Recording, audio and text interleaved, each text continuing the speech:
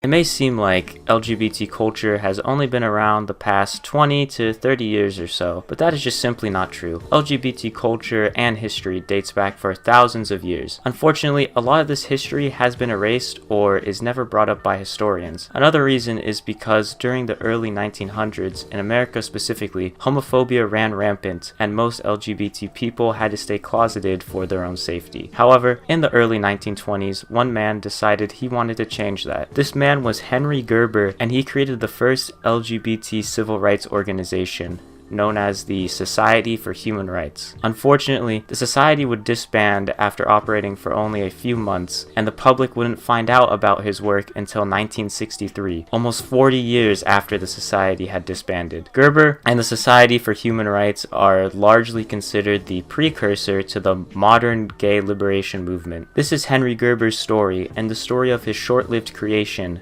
the Society for Human Rights. I'm so unstoppable, and you confused this obstacle. I turn the heat up and melt like a popsicle. I tell them anything's possible, especially when I'm toting on. Henry Gerber's life starts in Bavaria, where in the year 1892 he was born. His birth name was Henry Joseph Dittermar. However, once he migrated to the United States in 1913, he would change his name to Henry Gerber. After immigrating through Ellis Island, Gerber and his family settled down in Chicago, Illinois. Now, at this time in America, being gay had a social stigma around it. Gay culture at the time was almost exclusively associated with bars, prostitution, and other unsavory activities. Being homosexual was also seen as a mental illness, which caused Gerber to be admitted to a mental hospital briefly in 1917. After this, an event would happen that would not only change Gerber's life, but change the modern world as we know it. Heute wollen wir marschieren,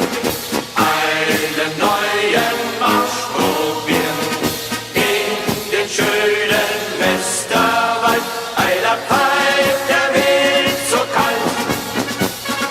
Oh, du schöner Westerwald. When America joined World War I in 1917, Gerber was given two choices by the government. He could be interned as an enemy alien or fight for America in the Great War. And so, seemingly out of options, Gerber enlisted in the military and was sent to Germany. Gerber served for 3 years in Berlin, which, unlike the United States, supported the gay subculture that was blooming in the area. This was one of the things that inspired Gerber to make the Society for Human Rights. The other thing that inspired Gerber was the work of one Magnus Hirschfeld.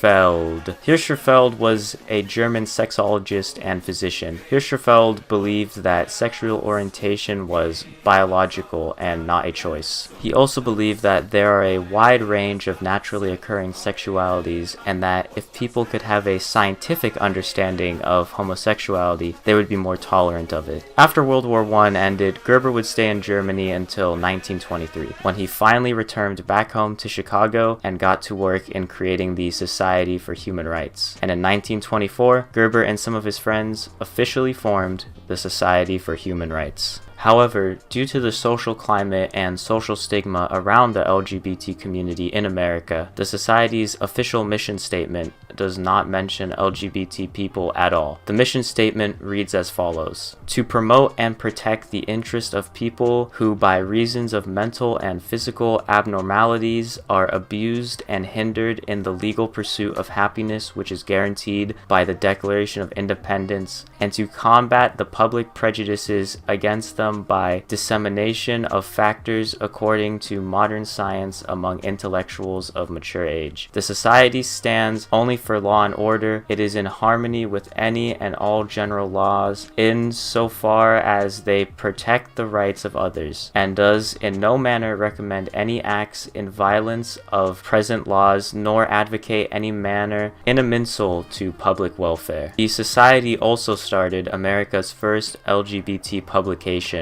titled Friendship and Freedom. However, due to the Comstock Act, which made it illegal to send, quote, lewd or obscene things in the mail, and since the stigma around LGBT people at the time was associated with prostitution, not a lot of people subscribed to the newsletter, and Gerber struggled to find new members to join the society. Fortunately, things would only get worse for Gerber from here. In early 1925, Gerber and the other members of the society were arrested on charges of obscenity, which was rumored to be the result of a tip from one of the members' wives. This surprisingly wasn't the worst part, at least for Gerber. Not only was he arrested, but the police raided his house and destroyed all of his work and attempted to erase him from the public record to the point where this is the only photograph of Gerber left. The charges he did receive were dropped, however, but the legal fees basically bankrupted him and he was fired from his job with the Postal Service. The society was forced to disband. This is the end of the Society for Human Rights story.